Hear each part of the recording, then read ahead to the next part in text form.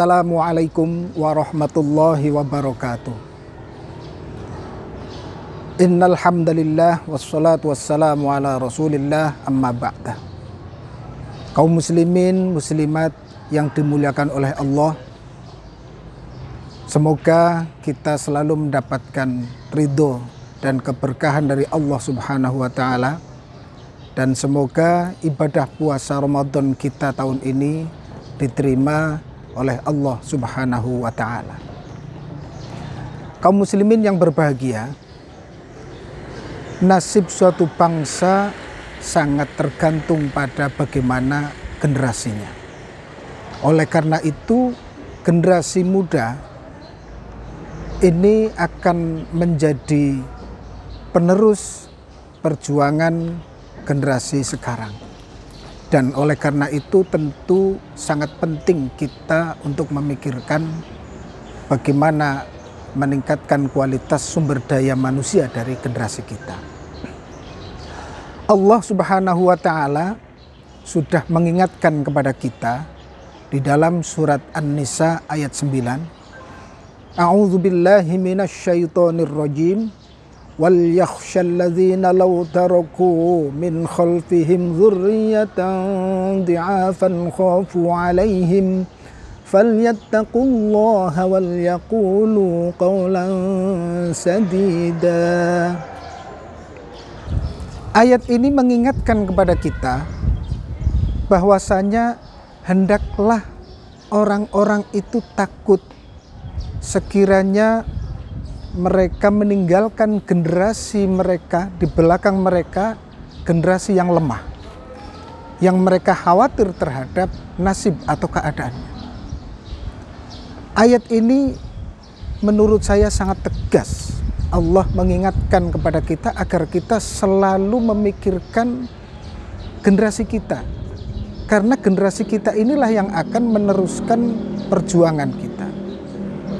Nah, sehingga kita bisa menyimpulkan bahwasanya generasi muda, generasi yang akan datang, ini betul-betul harus kita pikirkan. Oleh karenanya, maka kita harus konsentrasi penuh untuk berupaya meningkatkan kualitas generasi kita. Saya jadi teringat dengan program pemerintah yang mencoba untuk menekan angka stunting. Stunting ini kalau orang pada umumnya mengatakan adalah kekurangan gizi kronis. Tapi kalau dalam pemahaman saya sebetulnya stunting ini bukan hanya bicara tentang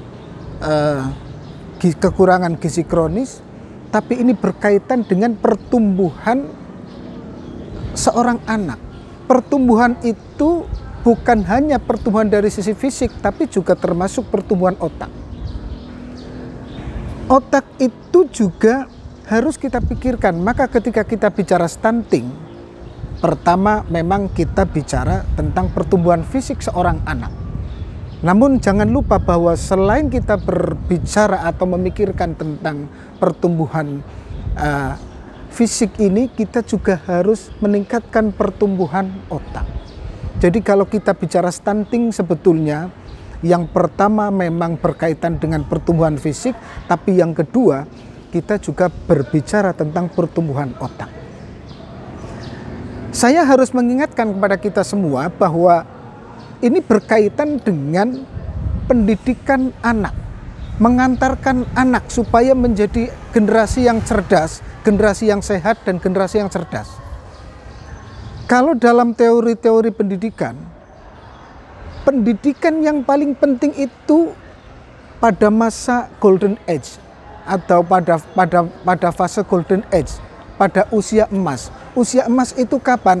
Usia emas itu di antara 0 sampai 1000 hari pertama kehidupan atau kurang lebih 2 tahun. Jadi kita bisa berdasarkan teori-teori ini kita bisa menyimpulkan bahwa pendidikan yang paling penting sebetulnya justru pada masa usia dini, pada masa kanak-kanak, pada masa di mana pertumbuhan otak itu masih sangat cemerlang. Tapi saya ingin mengingatkan kepada kita semua, kepada orang tua.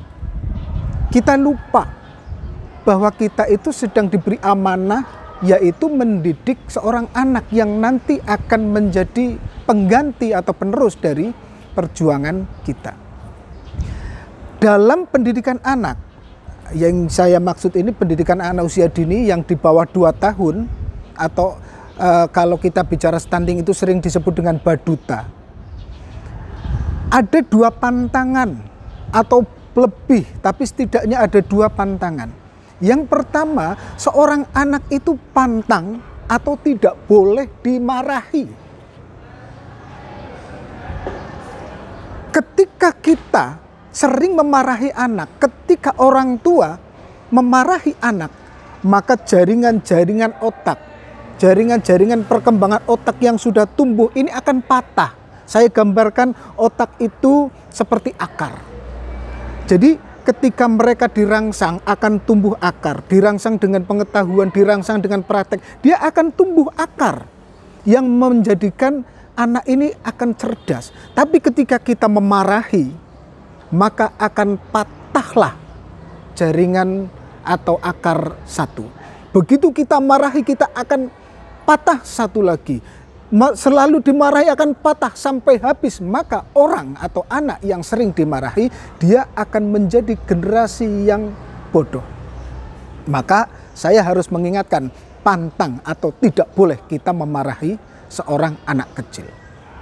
Itu pantangan yang pertama. Pantangan yang kedua, anak kecil di masa usia emas itu pantang untuk dilarang. Tidak boleh dilarang. Sama ketika kita orang tua melarang, maka dia akan patahlah jaringan otak satu. Dia akan sekali lagi dilarang, dia akan akan patah. Nah, lantas pertanyaannya bagaimana kita mendidik anak? Saya juga harus mengingatkan bahwa pada saat anak berusia pada fase golden age, pada saat yang sama dia itu berada pada fase egosentris. Apa itu fase egosentris? Kalau disederhanakan, fase egosentris itu adalah fase di mana anak itu asik dengan dirinya sendiri. Dia lebih suka atau lebih asik dengan dirinya sendiri. Maka dia tidak peduli dengan orang lain. Oleh karena itu, saya harus mengingatkan yang pertama, kalau kita mendidik atau salah satu cara kita mendidik anak, ya kita harus ikut masuk atau ikut larut dalam suasana mereka. Anak itu dunianya adalah dunia bermain. Bermain mereka adalah belajar mereka. Tapi ketika mereka sedang bermain, sedang bereksplorasi, kita menganggapnya ada perilaku-perilaku yang dianggap menyimpang misalnya, yang membahayakan, kita menganggapnya sebagai anak nakal. Itu artinya anak kecil dipaksa untuk mengikuti perspektif orang tua, dipaksa untuk mengikuti kita. Ini juga tidak boleh. Jadi kita harus larut, kita harus mengikuti permainan mereka supaya kita bisa mengarahkan mereka. Karena kalau kita tidak bisa masuk atau tidak mau masuk, maka kita tidak bisa mengarahkan mereka. Kemudian selain itu, misalnya ada contoh yang sering lumrah terjadi. Anak diberi mainan, misalnya diberi mobil-mobilan. Belum lama, paling hitungan 5 menit, mereka patahkan rodanya, mereka rusak, mereka apa dan seterusnya. Mereka itu sedang penasaran, mereka itu sedang bereksplorasi, mereka sedang belajar. Tapi pada saat mereka sedang belajar mereka itu ya tadi merusak, mencopot dan seterusnya, kita menganggapnya mereka nakal. Nah, karena kita menganggapnya nakal, maka kemudian yang kita lakukan apa? Memarahi mereka. Yang kedua, melarang mereka, mencegah mereka. Nah, kalau kita mengandalkan cara mengajar kita dengan larangan dan marahan, maka justru akan menjadi anak yang bodoh atau akan menjadi generasi yang tidak cerdas. Inilah yang perlu saya ingatkan kalau kita ingin mendidik atau ingin menciptakan, mengupayakan agar anak kita menjadi anak yang cerdas, sehingga dia akan menjadi tumbuh yang menjadi generasi yang cerdas. Itulah yang saya sampaikan, semoga bermanfaat. Syukron wa tumtum fil khairi wal barakati wan najah. Assalamualaikum warahmatullahi wabarakatuh.